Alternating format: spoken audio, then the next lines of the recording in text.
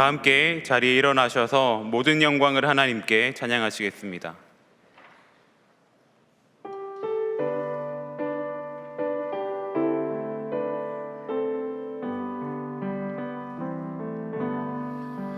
모든 영광을 하나님께,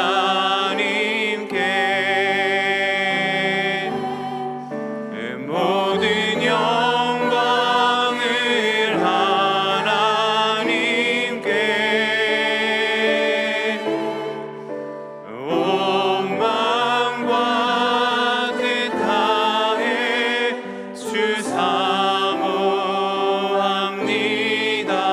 모든 영광을 하나님께.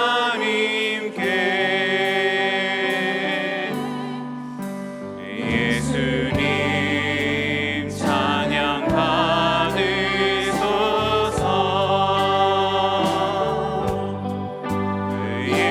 예수님 찬양 받으소서.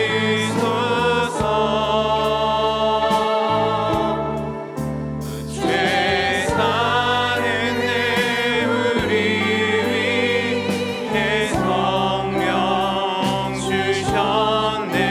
예수님 찬양 받으소서.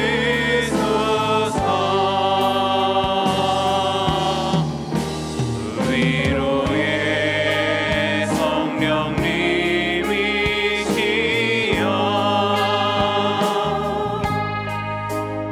위로의 성령님이시여,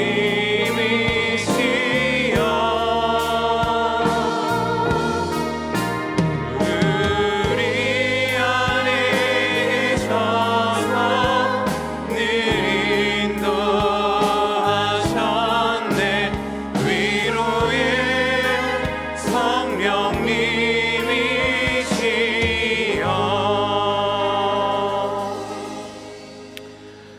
사랑과 자비가 풍성하신 하나님 아버지, 오늘도 우리의 숨결을 고르게 하시고 이른 아침에 일어날 건강을 주셔서 주님 앞에 기도로 하루를 시작하게 하시니 참으로 감사드립니다. 이 새벽 주님을 향한 간절한 마음을 가지고 나아가오니 주님의 긍휼하심으로 우리를 감싸 주셔서 주님께서 주시는 은혜가 넘치게 하여 주시옵소서. 어제의 피곤함도 오늘의 염려도 모두 주님의 품에 맡깁니다. 주님의 말씀이 이 새벽 안개처럼 스며들어 굳었던 마음을 부드럽게 하시고 상한 심령을 어루어 만져 주시옵소서. 이 시간 드려지는 모든 찬양과 말씀 위에 기름 부어주시고 이 자리에 모인 모든 성도들의 삶에 주님의 위로와 평강이 가득하게 하여 주시옵소서. 마음은 원이로 돼 육신의 질병과 영적인 질병으로 인하여 이 자리 가운데 함께하지 못하는 모든 동안의 성도들 가운데도 함께하셔서 이 시간 상한 모든 곳을 만져주시고 동일한 은혜를 부어 주시옵소서. 주께서 사랑하시는 김영준 담임 목사님 가운데 성령으로 함께하여 주옵소서. 목사님의 영육을 강건케 하여 주시고 육신의 약한 모든 부분을 보혈의 손길로 만지시사 강건케 하여 주시고 담임 목사님께서 하시는 모든 사역을 통하여 이 땅에 많은 영혼들이 주님께 돌아오는 귀한 역사가 일어나게 하여 주시옵소서. 특별히 오늘 말씀을 전하시는 김도연 전도사님을 위해 기도합니다. 성령의 능력으로 더딥혀 주시어 오늘 우리 가운데 꼭 필요한 말씀을 선포하게 하시고 듣는 우리의 마음과도 함께 하셔서 말씀이 육신이 되어 우리 가운데 임하는 시간 되게 하여 주시옵소서. 전도사님의 사역하시는 열매의 일부 가운데도 함께 하시사 동안의 다음 세대들을 복음으로 양육할 때에 많은 열매들이 맺혀지게 하여 주시옵소서. 물질의 주인 되신 하나님께 감사하며 주님을 향한 간절한 마음을 담아 예물 드리며 나아갑니다. 주님께서 기뻐 받아주시고 사용되는 곳곳마다 예수 그리스도의 향기가 전해지게 하여 주시옵소서. 예수 그리스도 이름으로 기도드리옵나이다. 아멘. 오늘도 새벽을 깨워 이 자리 가운데 나오신 모든 동안의 성도님들을 환영하고 축복합니다. 이 시간 앞뒤 좌우에 계신 분들과 함께 평화의 인사를 나누겠습니다. 주님의 평강을 기원합니다. 주님의 평강을 기원합니다. 주님의 평강을 기원합니다.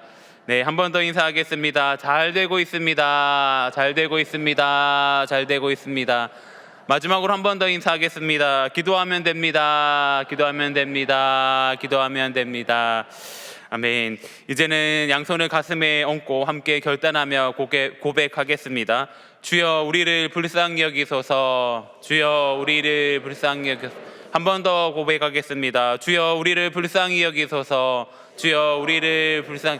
마지막으로 한 번 더 고백하겠습니다. 주여 우리를 불쌍히 여기소서. 주여 우리를 불쌍히 여기소서. 아멘. 오늘 예배 안내는 제2권사회에서 찬양팀은 수요영성 찬양팀이, 찬양대는 이마을과 새벽 찬양대에서, 식당 봉사는 청년 이룸마을에서, 차량 안내는 차량 안내부에서 섬겨주십니다. 귀한 성김의 손길 감사드립니다. 이제 찬양대가 찬양으로 하나님께 영광 올려드리겠습니다.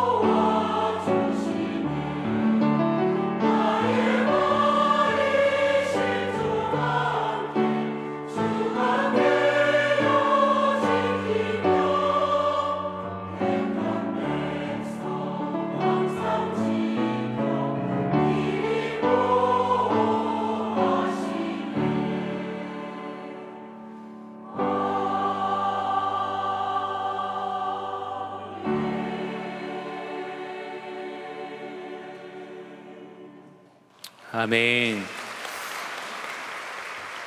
다 함께 내가 할 수 있는 것은 찬양하겠습니다.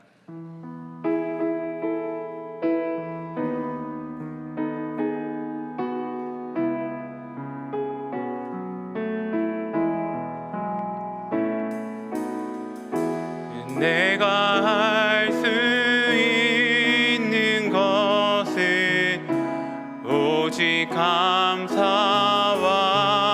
기도, 두 손을 높이 들고 주께 찬양하네.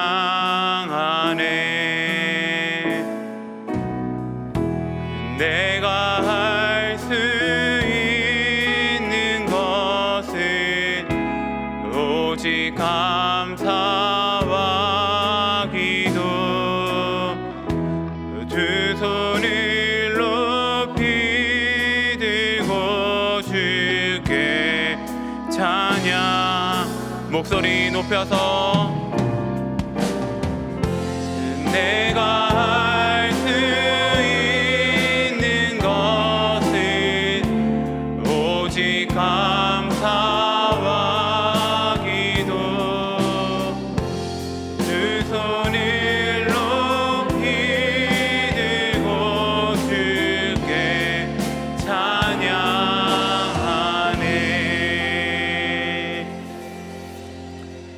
오늘 오늘 말씀을 전해주실 김도현 전도사님은 준전임으로 사역하고 있으며 열매 일부를 섬기고 있습니다. 오늘 본문 말씀을 통해 우리에게 평강을 주시는 주여 우리를 불쌍히 여기소서라는 제목으로 말씀 전해주시겠습니다. 김도현 전도사님 나오실 때 동안의 박수로 환영하겠습니다.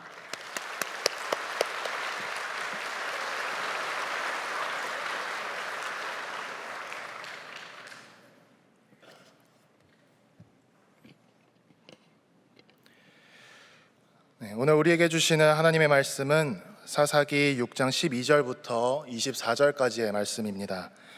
사사기 6장 12절부터 24절까지의 말씀입니다. 한 절씩 교독하시고 마지막 절은 합독하시겠습니다.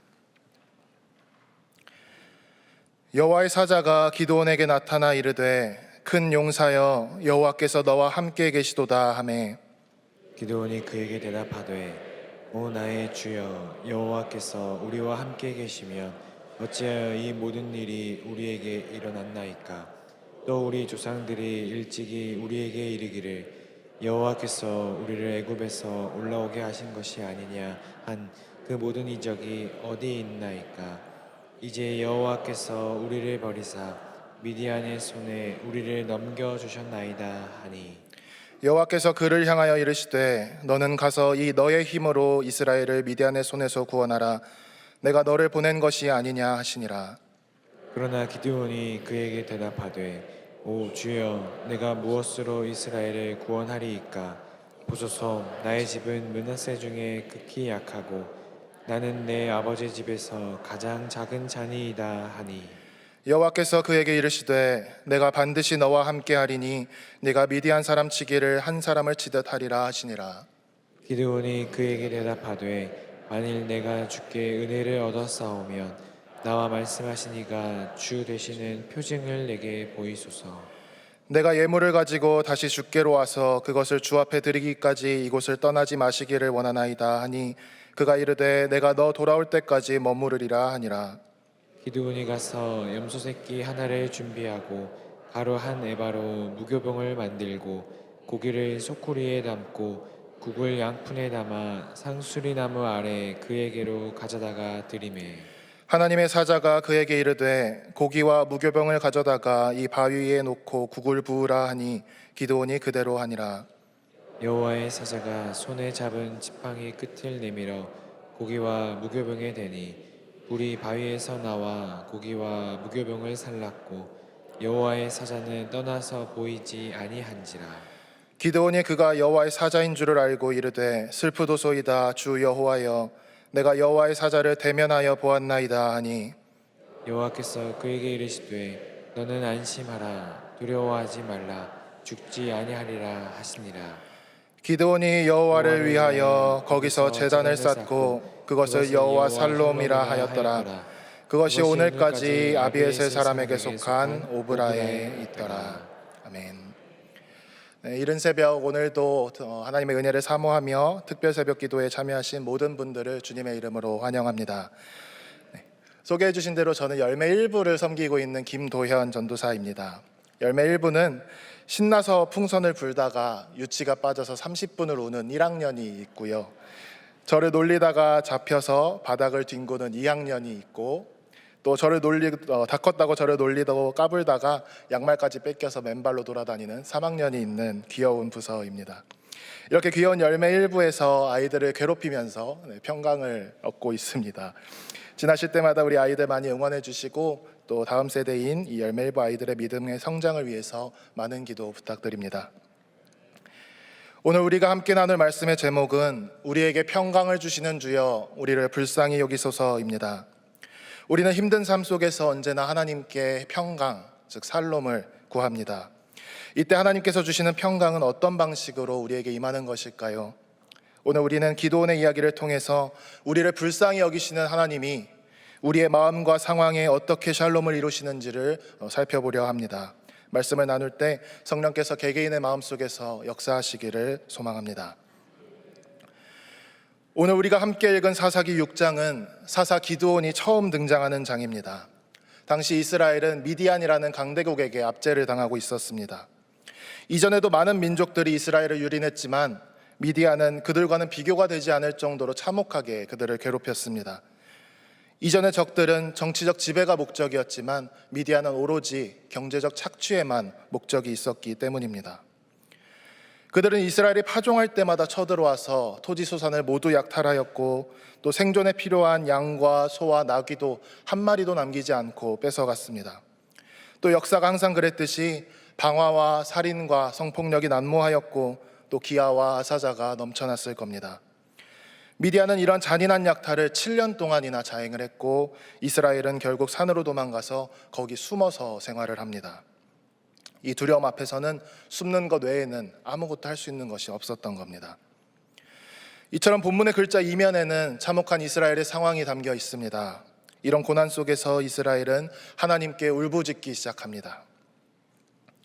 그리고 그들의 기도를 들으신 하나님께서 마침내 움직이십니다.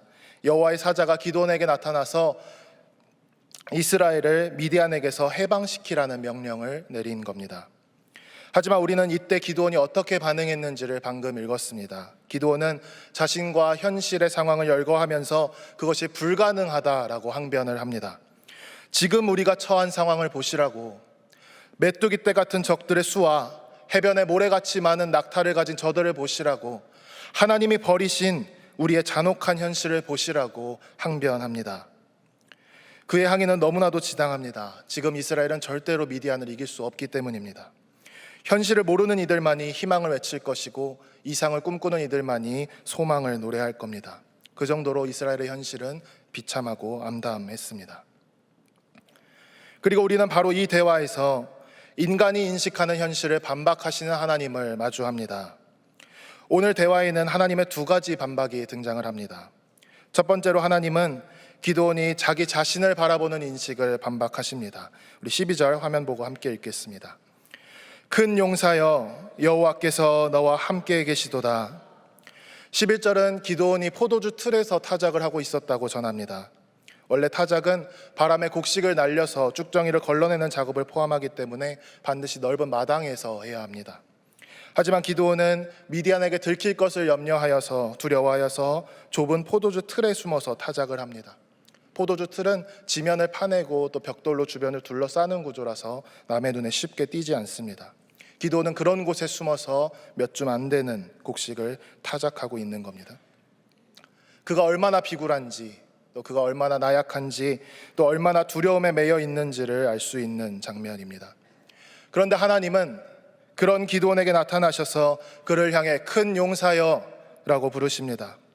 가장 비굴한 자에게 너는 가장 용맹하다라고 부르는 이 장면에서 우리는 하나님의 첫 번째 반박을 봅니다. 여러분, 지금 기드온이 스스로를 바라보는 인식이 또 상황이 어떻습니까? 자신은 이스라엘에서 가장 힘없는 가문의 사람이고 자신은 이 상황을 타개할 힘이 없는 무능력자이며 그저 살고 싶다는 소심한 본능만 남아있는 비굴한 도피자입니다. 그래서 숨어 있습니다. 숨어서 힘을 키우는 것도 아니고 숨어서 기회를 엿보는 것도 아닙니다. 그저 두려워서 숨소리를 죽이고 있고 그저 곡식 몇 알이 아까워서 감추고 있을 뿐입니다. 그때 하나님이 그 정막을 깨고 나타나셔서 외친 겁니다. 너 큰 용사야. 이것은 비웃음도 조롱도 비아냥도 아닙니다. 하나님은 진심으로 그 비굴한 기드온이 가장 담대하며 용감한 자라고 선포하시고 여기십니다. 기드온은 자신을 무능한 자, 또 패배자로 인식을 하고 있지만 하나님은 그 인식을 정면으로 반박하시면서 그가 실제로 어떤 사람인지를 선포하시는 겁니다. 큰 용사, 이것이 하나님께서 보시는 그의 실제 진짜 현실입니다. 그리고 그 사실에 근거하여서 명령하십니다. 14절 함께 읽겠습니다. 너의 힘으로 이스라엘을 미디안의 손에서 구원하라. 아멘. 하나님의 이 선포는 주의 말씀을 읽는 우리를 향합니다. 우리가 나 스스로에게 내리는 그 현실적인 판단이 틀렸을 수 있다는 것이고 우리가 나 스스로에게 내리는 그 현실적인 평가가 사실은 틀렸을 수 있다는 것이며 우리의 소위 현실적이고 그 이성적인 태도가 사실은 틀렸다는 겁니다. 그 대신에 누구보다도 비굴한 자를 누구보다 큰 용사로 여기시는 그 현실이 진짜 현실이고 패배자의 용맹함을 기리는 주님의 외침이 진짜 현실이며 가장 미약한 자에게 너의 힘을 의지하라고 말씀하시는 그 비현실이 진짜 현실입니다. 성도님들, 이와 같이 우리를 불쌍히 여기시는 하나님은 우리의 판단을 반박하시는 하나님이십니다. 그것이 긍정적이든 부정적이든 내가 나를 어떻게 생각하는지는 중요하지가 않습니다. 기드온과 같이 내가 만들어 놓은 한계와 틀이, 정의가 하나님의 뜻을 가두려는 틀이 된다면 하나님은 그것을 부수실 겁니다. 하나님의 현실만이 진정한 현실이기 때문입니다. 그러므로 이 첫 번째 이야기를 통해서 내가 나를 가두어 버린 그 정의와 한계를 내려놓고 내가 만든 그 틀에 매몰되지 않으며 하나님의 시선으로 자기를 그리고 서로를 바라볼 수 있는 은혜가 우리 모두에게 있기를 바랍니다. 이러한 하나님의 외침에 기드온은 항의하기 시작합니다. 13절 하반절 함께 읽겠습니다. 여호와께서 우리를 버리사 미디안의 손에 우리를 넘겨주셨나이다. 아멘. 여호와께서 우리를 버리셨다. 이 말은 오랜 시간 고통을 견디면서 내린 솔직한 결론입니다. 그가 이 결론을 내리기까지 얼마나 많은 괴로움이 있었을지 다들 아시리라 생각합니다. 얼마나 많이 현실을 부정했을 것이며 또 얼마나 많이 희망을 가졌다가 또 무너지기를 반복했을지 모릅니다. 올해는 좀 낫지 않을까? 이번에는 하나님이 도우시지 않을까? 이번만큼은 희망을 주시지 않을까? 매일매일 하나님을 의지해 보려고 발버둥을 쳤을 겁니다. 그렇게 7년이 지났습니다. 그리고 그는 결론을 내립니다. 하나님이 우리를 버렸다. 하지만 하나님은 바로 여기서 기드온의 두 번째 인식, 즉 상황을 바라보는 인식을 철저하게 반박하십니다. 여호와의 사자는 나타나서 이렇게 선포했습니다. 여호와께서 너와 함께 계시도다. 이 말씀은 기드온이 지난 7년간 만들어둔 현실을 무너뜨립니다. 사자의 이 외침은 하나님이 이스라엘의 고통을 외면하고 계셨던 것이 아니었음을 알려주는 것이고 그들의 고통이 무의미한 것이 아니었음을 일깨워주는 것이며 하나님이 그 슬픔 안에서 역사를 이루고 계셨고 또 그 절망을 소망으로 바꿔가고 계셨음을 우리에게 알려주는 것이기 때문입니다. 그렇게 하나님의 이 선포는 기드온의 생각을 부수면서 그를 또다시 진짜 현실로 끌고 나옵니다. 이 선포가 단순한 위로가 아니라 그에게 진정한 현실이 무엇인지를 알려주는 하나님의 선언이기 때문입니다. 성도 여러분, 이 말씀은 우리를 향한 초대이기도 합니다. 우리의 실존도 기드온과 크게 다르지 않기 때문입니다. 냉엄한 현실이 가져오는 두려움, 걱정, 염려, 고통, 공포, 괴로운 근심, 고뇌와 슬픔 속에서 우리도 하나님은 나를 버리셨는가? 하나님은 과연 계시는가? 두려워하기 때문입니다. 많은 분들이 절망 속에서 신앙을 잠시 내려놓기도 합니다. 또 슬픔에 잠식되어서 하나님이 없는 삶을 나의 현실로 삼기도 합니다. 하지만 오늘 본문은 다시 한번 단호하게 선포합니다. 여호와께서 너와 함께 계시도다.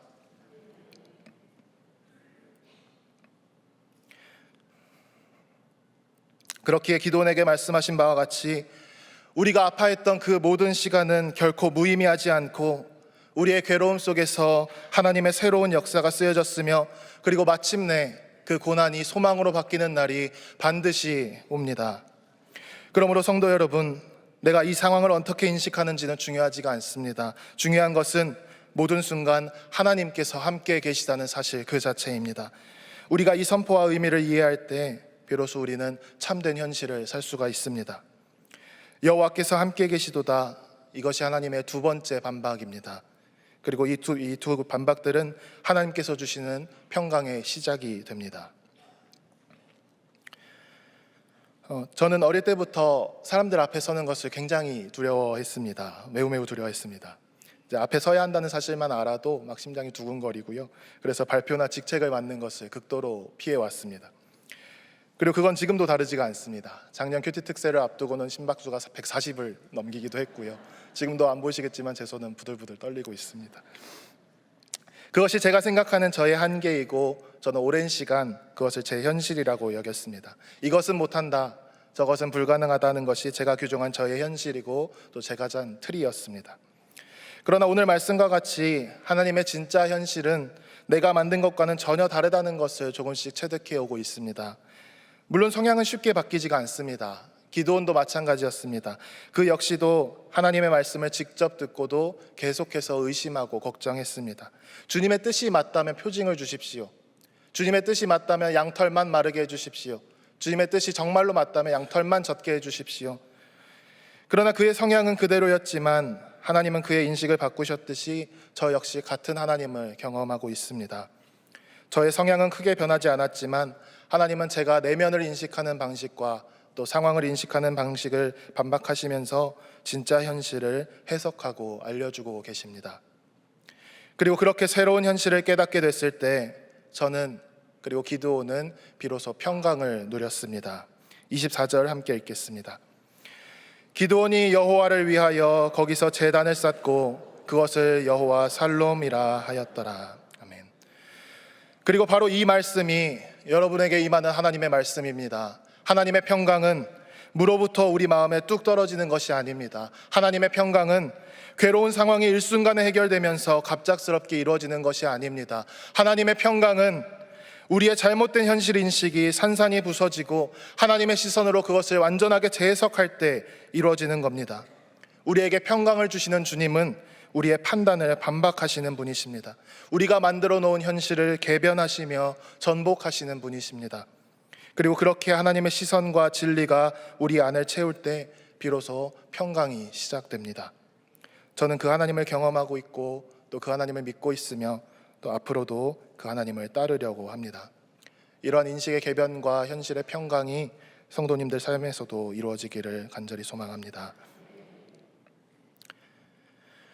저는 몇 해 전에 중국으로 유학을 다녀온 적이 있습니다. 옛날 만주지방이라고 불리던 길림에서 지냈는데요. 정말 추운 그곳에서, 머리카락이 언 사진입니다. 정말 추운 그곳에서 연구생 과정, 대학원 과정을 공부하면서 한인교회에서 유학생들을 대상으로 사역을 했습니다. 좋은 분들을 참 많이 만났고요. 또 소중한 기억으로 남아 있습니다. 그런데 그렇게 공부와 사역을 이어가던 중에 저는 거대한 변화를 맞이해야만 했습니다. 중국 정부가 행정명령을 내려서 중국에 있었던 모든 선교사들을 추방하기 시작한 겁니다. 저와 관계를 맺던 선교사님들은 즉시 공안국의 소환을 당해서 조사를 받으셨고 또 돌아오셨을 때는 5일 내로 중국을 떠나라는 통지문을 손에 들고 계셨습니다. 집은 도청되었고 또 통화는 감청되었으며 또 학교에서도 관련 공지가 내려오기도 했습니다. 그렇게 20년간 한 장소에서 사셨던 분들이 20년치의 가구와 가전집계를 그대로 내버려 두고 하루아침에 영구 추방을 당하셨습니다. 저 역시도 공안에 불려가서 조사를 받았고 나는 그들과 아무런 상관이 없는 평범한 유학생이다라는 거짓 증언을 한 뒤에야 감시에서 벗어날 수가 있었습니다. 쫓겨난 목사님과 선교사님들의 집과 짐과 가구들을 모두 비우고 또 모든 뒤처리를 한 후에 제게 남아있던 것은 갑자기 모든 목회자가 떠나서 신앙적으로 방치된 유학생들과 청소년들이었습니다. 제가 맞지 않으면 교회와 신앙 공동체가 완전히 사라져버리는 그 상황에서 저는 어쩔 수 없이 그 공동체를 이어받아서 공안의 감시를 피해 장소를 옮겨다니면서 예배 모임을 이어갔습니다. 그러나 모임 중에 소리가 새어나가서 신고를 당할 수도 있었기 때문에 찬양조차 부를 수가 없었고 매 주일 조용히 말씀만 짧게 나눈 채로 곧바로 흩어지곤 했습니다. 그런 모임이 계속되자 저도 자괴감이 들어서 지치고 모였던 사람들도 이 모임의 의미를 고민하면서 그렇게 몇 달을 보냈을 때 어느 날 한 청년이 우리 찬양 한 곡만 하자 그러더라고요. 그때 숨을 죽이고 불렀던 찬양이 부르신 곳에서였습니다. 부르신 곳에서 나 예배하네.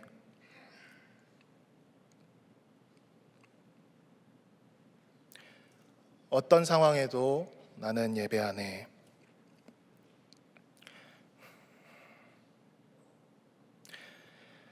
남겨진 이들의 신앙적인 필요를 채워주지 못하고 있다는 자괴감과 또 이 모임도 언제 해산될지 모른다는 불안감과 그 속에서도 아무렇지 않은 척하며 모임을 이어가야 하는 중압감과 그 안에서 느끼는 저의 무능함에 괴로워했던 그 시간들을 지나면서 저는 나 자신을 바라보는 인식의 한계에 그리고 상황을 바라보는 인식의 한계에 갇혀 있었습니다.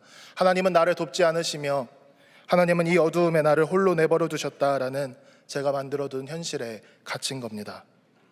그러나 하나님은 제가 만들어둔 그 현실을 찬양 한 곡으로 반박하셨습니다. 그 좁은 방이 주님이 나를 부르신 곳이었고 그 불안한 상황이 하나님이 임재하셨던 때였고 그 자리에 있던 내가 하나님께 필요한 사람이었습니다. 그때 불렀던 찬양으로 저는 다시 소명과 힘을 얻었고 계획했던 공부를 마칠 때까지 수개월을 더 버틸 수 있었습니다.